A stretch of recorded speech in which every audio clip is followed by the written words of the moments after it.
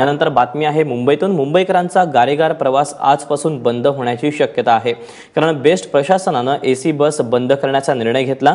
मात्र तरीही एक आशा सध्या कायम आहे। आजच्या बेस्ट प्रशासनाच्या अंतिम बैठकीकडे मुंबईकरांचं लक्ष लागलं आहे। ऐन उन्हाळ्यात मुंबईकरांना बेस्ट प्रशासनानं झटका दिलाय। सोमवारपासून एसी बसेस बंद करण्याचा निर्णय बेस्ट प्रशासनानं घेतलाय।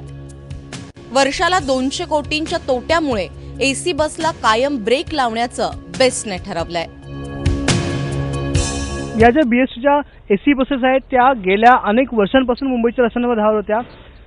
यांची सुरुवातीला जी प्रवासी संख्या ती देखील जास्त होती, पण कालांतराने ही प्रवासी संख्या आता जी आहे ती कमी झाली होती।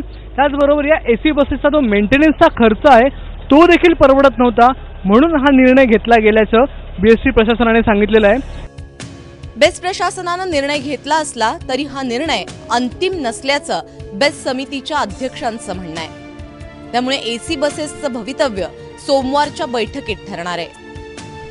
संदर्भामध्ये प्रशासनाने कोणते मुद्दे ठेवून हे खंडित केलेली आहे सेवा, आणि त्या संदर्भात सविस्तर चर्चा बेस्ट समितीमध्ये सर्व समिती सदस्यांच्या समोर जनतेच्या आणि प्रवाशांच्या काय भावना आहेत त्या लक्षात घेऊन त्यानंतर निर्णय घेण्यात येईल। समिती निर्णय घेईल तो।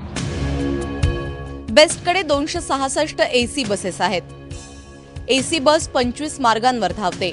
पासधारकांची संख्या 216 इतकी आहे, तर दिवसाला 18 ते 20 हजार मुंबईकर यातून प्रवास करतात। एसी बस बंद करण्याच्या निर्णयामुळे प्रवाशांमध्ये सुद्धा नाराजी आहे।